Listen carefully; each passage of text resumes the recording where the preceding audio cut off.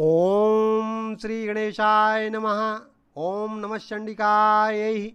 अष्टमोऽध्यायः रक्तबीजवध।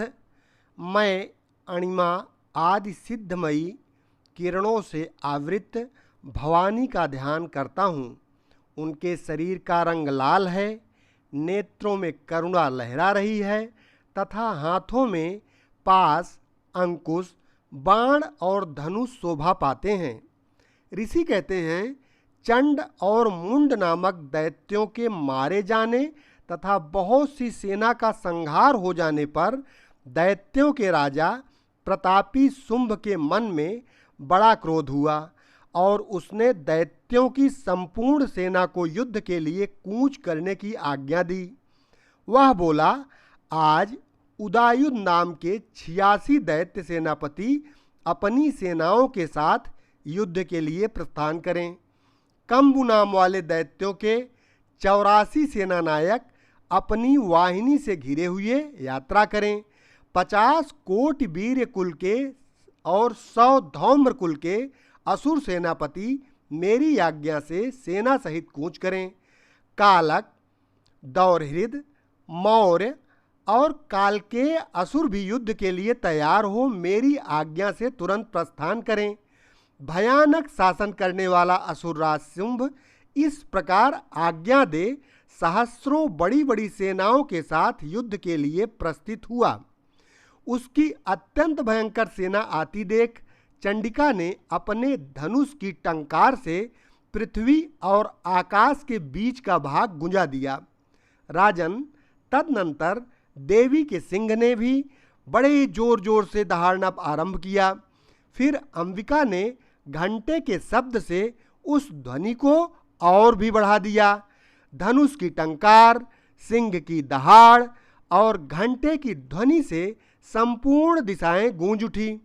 उस भयंकर शब्द से काली ने अपने विकराल मुख को और भी बढ़ा लिया तथा इस प्रकार से वे विजयिनी हुईं। उस तुमुलनाद को सुनकर दैत्यों की सेनाओं ने चारों ओर से आकर चंडिका देवी, सिंह तथा काली देवी को क्रोधपूर्वक घेर लिया। राजन, इसी बीच में असुरों के विनाश तथा देवताओं के अभ्युदय के लिए ब्रह्मा, शिव, कार्तिकेय, विष्णु तथा इंद्र आदि देवों की शक्तियाँ जो अत्यंत पराक्रम और बल से संपन्न थीं, उनके शरीरों से निकलकर उन्हीं के रूप में चंडिका देवी के पास गईं। जिस देवता का जैसा रूप, जैसी वेशभूषा और जैसा वाहन है, ठीक वैसे ही साधनों से संपन्न हो उसकी शक्ति असुरों से युद्ध करने के लिए आईं। सबसे पहले हंस युक्त विमान पर बैठी हुई अच्छ सूत्र और कमंडल से सुशोभित ब्रह्मा जी की शक्ति उपस्थित हुई, जिसे ब्रह्माणी कहते हैं। महादेव जी की शक्ति वृषभ पर आरूढ़ हो, हाथों में श्रेष्ठ त्रिशूल धारण किए, महानाग का कंगन पहने, मस्तक को चंद्र रेखा से विभूषित हो वहां आ पहुंची। कार्तिकेय जी की शक्ति रूपा जगदम्बिका उन्हीं का रूप धारण किए श्रेष्ठ मयूर पर आरूढ़ हो, हाथों में शक्ति लिए दैत्यों से युद्ध करने के लिए आईं। इसी प्रकार भगवान विष्णु की शक्ति गरुड़ पर विराजमान हो, शंख, चक्र, गदा, सारंगयुध, धनुष तथा खड्ग हाथ में लिए हुए वहां आईं। अनुपम यज्ञ वाराह का रूप धारण करने वाली श्री हरि की शक्ति भी वहां आईं। वह भी 12 शरीर धारण करके वहां उपस्थित हुईं। नारसिंही शक्ति भी नृसिंह के समान शरीर धारण करके वहां आईं। उसकी गर्दन के बालों के झटके से आकाश के तारे बिखरे पड़ते थे। इसी प्रकार इंद्र की शक्ति वज्र हाथ में लिए गजराज ऐरावत पर बैठकर आईं। उसके भी सहस्त्र नेत्र थे। इंद्र का जैसा रूप है वैसा ही उसका भी था। तदनंतर उन देव शक्तियों से घिरे हुए महादेव जी ने चंडिका से कहा, मेरी प्रसन्नता के लिए तुम शीघ्र ही इन असुरों का संहार करो। तब देवी के शरीर से अत्यंत भयानक और परम उग्र चंडिका शक्ति प्रकट हुई, जो सैकड़ों गीदड़ियों की भांत आवाज करने वाली थीं।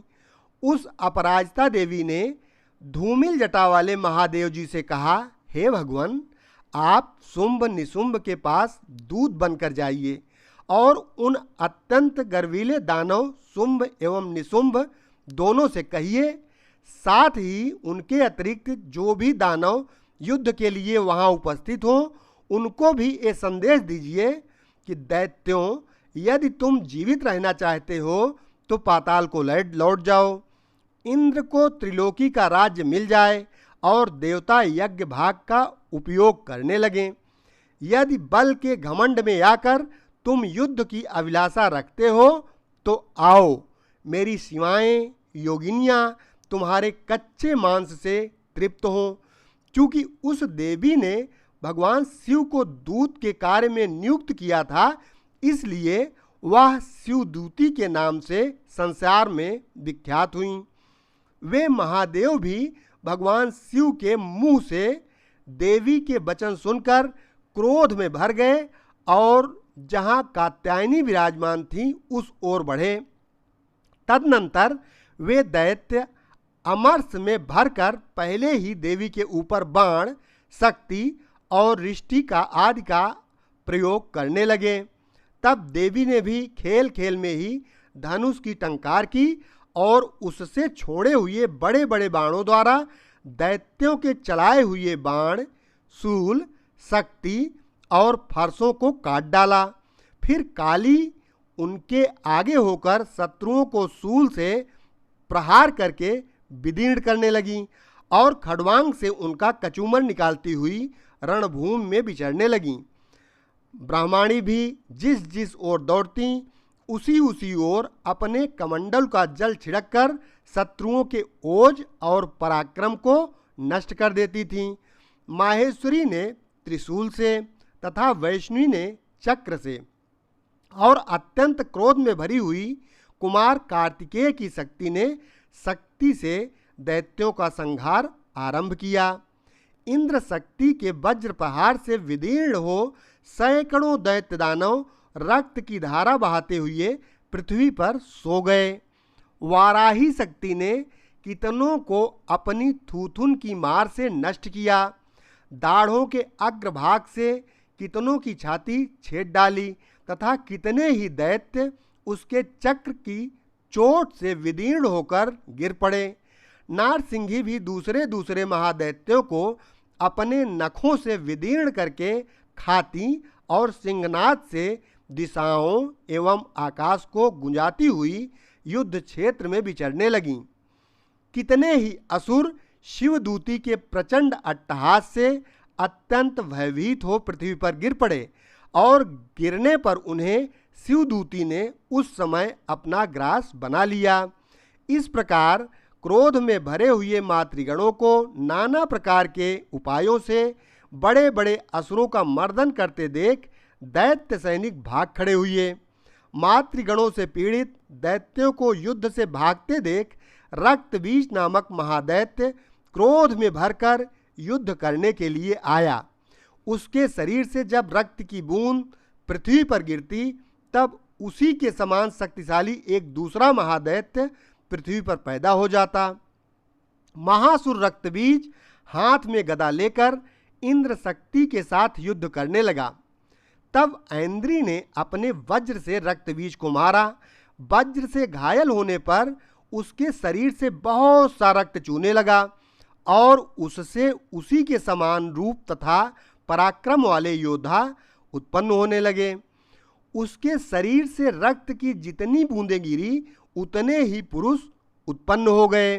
वे सब रक्तबीज के समान ही वीरवान, बलवान तथा पराक्रमी थे।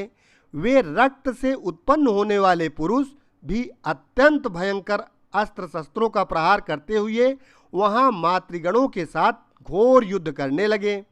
पुनः वज्र के प्रहार से जब उसका मस्तक घायल हुआ तब रक्त बहने लगा और उससे हजारों पुरुष उत्पन्न हो गए।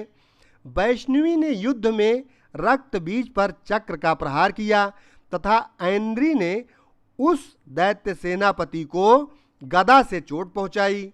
वैष्णवी के चक्र से घायल होने पर उसके शरीर से जो रक्त बहा और उससे जो उसी के बराबर आकार वाले सहस्रों महादैत्य प्रकट हुए, उनके द्वारा संपूर्ण जगत व्याप्त हो गया। कौमारी ने शक्ति से, वाराही ने खड्ग से और माहेश्वरी ने त्रिशूल से महादैत्य रक्तबीज को घायल किया। क्रोध में भरे हुए उस महादैत्य रक्तबीज ने भी गदा से सभी मात्र शक्तियों पर पृथक पृथक प्रहार किया। शक्ति और शूल आदि से अनेक बार घायल होने पर जो उसके शरीर से रक्त की धारा पृथ्वी पर गिरी, उससे भी निश्चय ही सैकड़ों असुर उत्पन्न हुए। इस प्रकार उस महादैत्य के रक्त से प्रकट हुए असुरों द्वारा संपूर्ण जगत व्याप्त हो गया। इससे उन देवताओं को बड़ा भय हुआ। देवताओं को उदास देख चंडिका ने काली से शीघ्रतापूर्वक कहा, चामुंडे, तुम अपना मुख और भी फैलाओ तथा मेरे शस्त्रपात से गिरने वाले रक्त बिंदुओं और उनसे उत्पन्न होने वाले महादैत्यों को तुम अपने इस उतावले मुख से खा जाओ। इस प्रकार रक्त से उत्पन्न होने वाले महादैत्यों का भक्षण करती हुई तुम रण में विचरती रहो। ऐसा करने से उस दैत्य का सारा रक्त क्षीण हो जाने पर वह स्वयं भी नष्ट हो जाएगा। उन भयंकर दैत्यों को जब तुम खा जाओगी तब दूसरे नए दैत्य उत्पन्न नहीं हो सकेंगे। काली से यूं कहकर चंडिका देवी ने शूल से रक्तबीज को मारा और काली ने अपने मुख में उसका रक्त ले लिया। तब उसने वहां चंडिका पर गदा से प्रहार किया, किंतु उस गदापात ने देवी को तनिक भी वेदना नहीं पहुंचाई। रक्तबीज के घायल शरीर से बहुत सा रक्त गिरा, किंतु ज्यों ही वह गिरा त्यों ही चामुंडा ने उसे अपने मुख में ले लिया। रक्त गिरने से काली के मुख में जो महादैत्य उत्पन्न हुए, उन्हें भी वह चट कर गईं और उसने रक्त बीज का रक्त भी पी लिया। तदनंतर देवी ने रक्त बीज को जितना रक्त चामुंडा ने पी लिया था, वज्र, बाण, खड्ग तथा रिष्ट आदि से मार डाला। राजन, इस प्रकार शस्त्रों के समुदाय से आहत एवं रक्तहीन हुआ महादैत्य रक्तबीज पृथ्वी पर गिर पड़ा। नरेश्वर, इस प्रकार से देवताओं को अनुपम हर्ष की प्राप्ति हुई और मातृगण उन असुरों के रक्तपान के मत से उद्धत सा होकर नृत्य करने लगा। इस प्रकार श्री मार्कंडेय पुराण में सावर्णिक मनवंतर की कथा के अंतर्गत देवी महात्म्य में रक्त बीज वध नामक 8वां अध्याय पूरा हुआ। भक्तजन, मेरा चैनल आप सब्सक्राइब न किए हो तो सब्सक्राइब अवश्य कर लें और घंटी भी दबा दें, जिससे आपको हमारे द्वारा डाले गए वीडियो प्राप्त होते रहें और धर्म का प्रचार प्रसार बढ़ता रहे, आपका भी कल्याण होता रहे। धन्यवाद।